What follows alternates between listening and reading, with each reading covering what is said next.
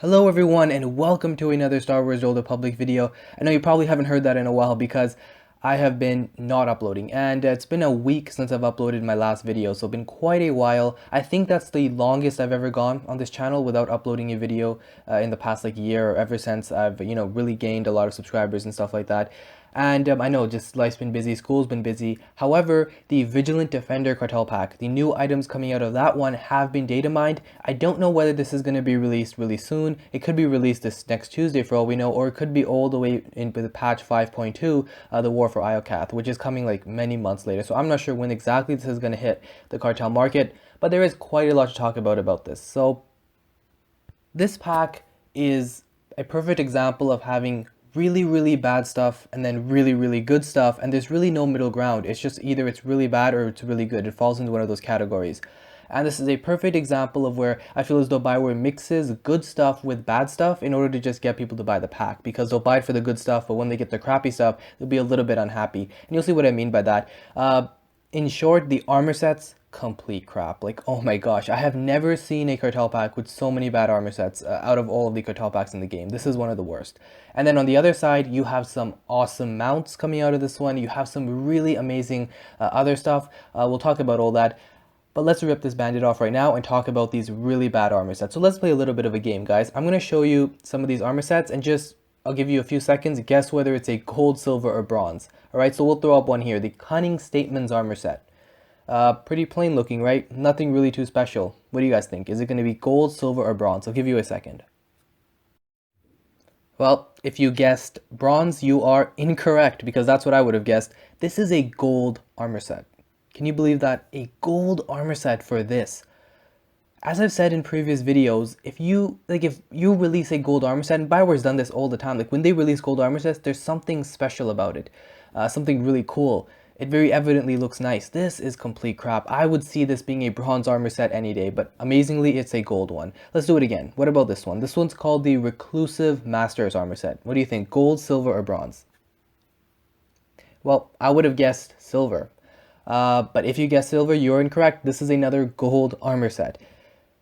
And you know what? The upper body armor is not bad. I'm not going to say it looks crappy, but it just is it screams silver. It screams it's a decent, adequate armor set, but not anywhere near gold rarity. Doesn't even have a helmet. Like, come on.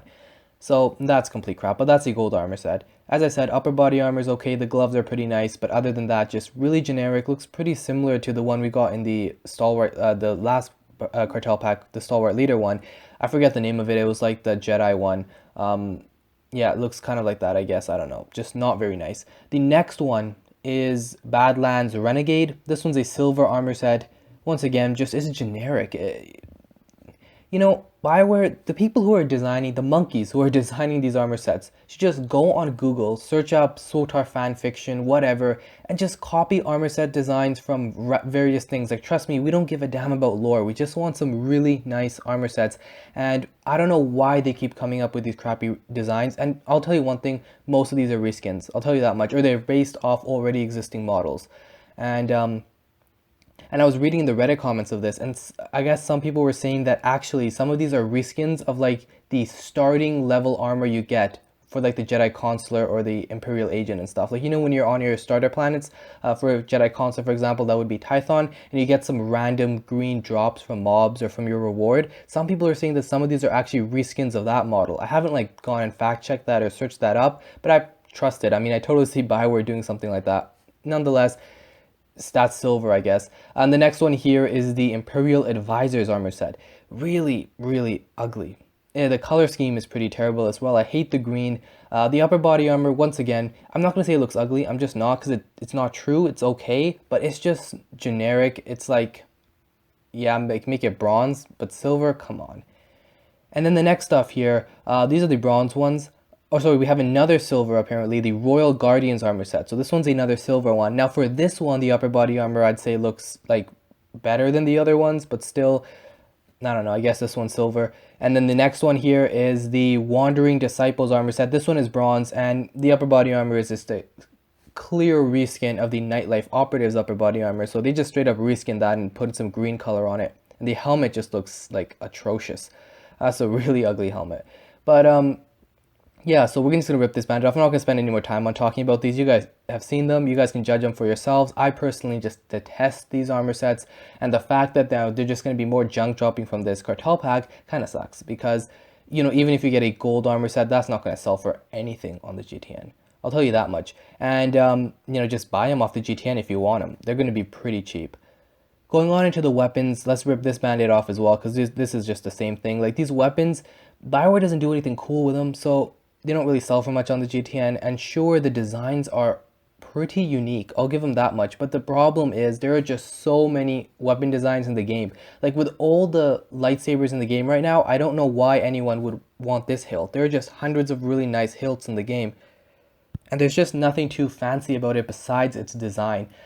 You know, there have been hilts that have rotated. There are hilts that have crystals sticking out here and there. There are hilts, or there are lightsabers that have like fancy effects on their blades. Those are the ones that often sell very well and are very desirable because people want that fancy stuff. But just these generic looking weapons, they never sell for much. But anyways, they are part of the Ordtech series.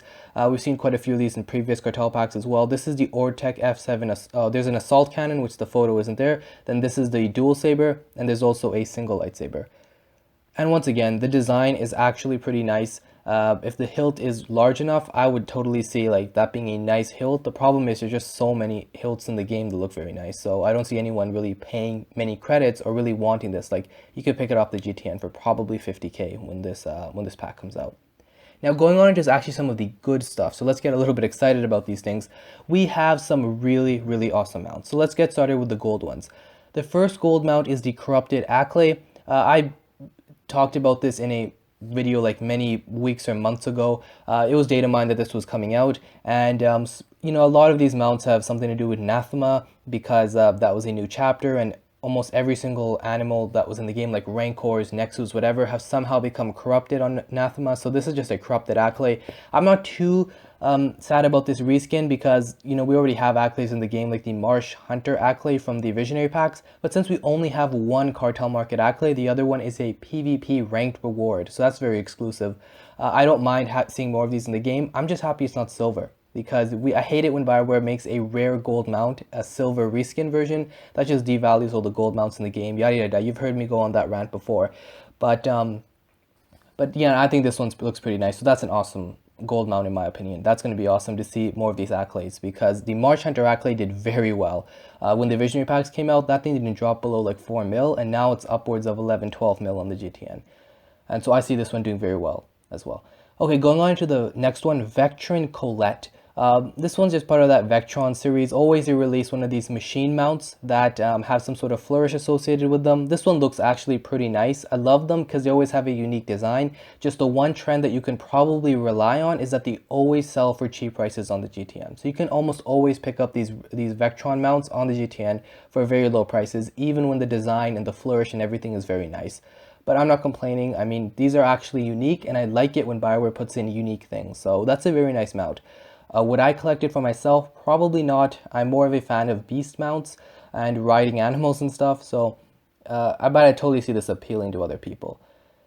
Going on into one of the best items from this pack, the Protector's Command Throne. So you can guess that this is going to be gold. I guess we should all be grateful they didn't make it platinum, because given the success and the rarity of the Command Thrones that we've seen back all the way with Shipment 1 cartel packs, those things are probably one of the most rarest, desirable, and expensive mounts in the game. The Command Thrones and the Hover Chairs all the way back from Shipment 1.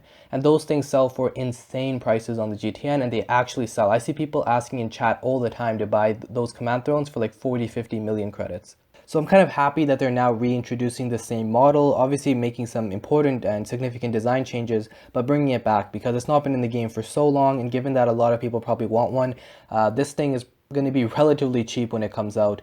I'm not sure though, it might not even drop below like 5-6 mil, given people know that Command Thrones, people are going to pay high prices for them. I definitely will if I don't get it out of the cartel pack. And so, yeah, a great item to buy low, sell high with. If it does end up dropping to like 2-3 million credits, I would pick up as many as I can, because this is going to be a huge seller down the road when this cartel pack becomes embargoed. That is, unless, of course, they, I don't know, reskin it and make it a silver model and then devalue everything that's on the GTN right now. But who knows? Okay, the next one here is the Cartel Relaxation Skiff. Unfortunately, we don't have a picture for this one, but it is going to be a silver one, and we have a lot of Cartel Market skiffs. So once again, those are all the way back with shipment 1, so it seems like Bioware is taking some of those models and bringing them back into the game. Once again, I'm not too sad about that, but I wish this was gold. Making it silver, I don't know, it just once again devalues now the gold Cartel Market skiffs that people might be trying to sell or whatever. But nonetheless, for the people who have a low budget, they're going to be able now to have some of these really awesome mounts. The next one here is the Armored Tundra Ice Tromper. Once again, I do believe this was actually a silver mount from the Acolyte Shadows packs, but that was a Glacial Ice Tromper. This one obviously looks a little bit different. It's got some armor on and stuff. Nonetheless, it's just another beast mount that's silver. We see a lot of these come out, and it's nice to see that Bioware is now bringing in some unique models rather than just giving us a Raptor and a Tauntaun over and over again. With the bronze mounts, they're actually not too bad. The Zakulan Falcon has a pretty neat design. Looks very, I don't know, like something you would ride in a forest or something. I don't know. I don't know whether that red design is supposed to be blood or something. It looks like something a hunter would have in a forest, honestly. And then the Star Fortress Scout. This is a bronze mount as well. And nonetheless, these things are going to sell for nothing on the GTN. At least they're not shameless reskins, because Bioware is known to do that with their bronze stuff. So not bad on the mount front. Bioware did a really good job with them. Unfortunately, they just really dropped the ball on the armor sets, because if they had made just decent armor sets, then this would be an amazing Cartel pack. But unfortunately, the armor sets just weren't up to par. The title that's coming out of this one is called Alliance Defender, so not bad. And then the Droid Companion is H1K1. Now, unfortunately, we don't really have an image for this, but this is the droid from Iokath. So once again, during the chapters of Kotet, there's a droid called H1K1, which is that one of those strong, big, bulky droids. And so yeah, basically you're just going to be able to have one of those as a companion now. Honestly, just my personal opinion, I think Bioware should tone it down on the companions. We have so many in the game right now, and the more Bioware releases them, the less kind of like exclusive it is to have one. When you have so many companions, like, you know, it's hard to decide which one you want and which one you're gonna, I don't know, level up the influence on and stuff. So I think Bioware should really tone it down with those. We already have so many in the game right now. Because, you know, they're just going to release the next droid after the next droid after the next droid, and this mount, and they've already reskinned the Nexu and stuff. So going on into the pets, we have the Zakul Mini Mech. That's just a bronze pet. It's a reskin. I'm pretty sure we have some of these models in the game already. The crystal we're getting is the Advanced Yellow Gold Color Crystal. I kind of feel like we have like 2 or 3 of these in the game already, but I guess this is just another kind of slight variation of a crystal that's already existing. Once again, I think Bioware should just scrap it. Like, stop giving us crystals. Unless you're going to make a good looking crystal, just leave it. That's just junk coming out of these packs, and honestly, having less in a pack can be really beneficial sometimes. It increases your chances of getting other good stuff. So, you know, don't just keep giving us crap just for the sake of it. These are just random colors that keep coming up and up. No one uses these crystals. No one uses these crystals. I'll guarantee you that. The Flare, this is another really good item. This is called the Corrupted Command Flare, obviously gold rarity, but this looks super cool. And the Eternal Command Flare, which is the only other one available in the game, that one already on itself looks very nice. So I'm really excited to see how this one's gonna look.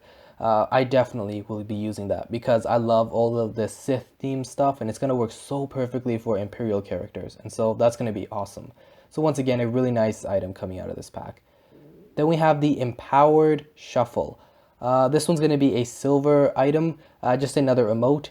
Not bad. It's nice to see reintroduction of emotes, but kind of looks like the single ladies dance, honestly. Someone pointed it out in the Reddit comments, and now I kind of see it. We don't really know what this is going to look like, but might look like that. I don't know.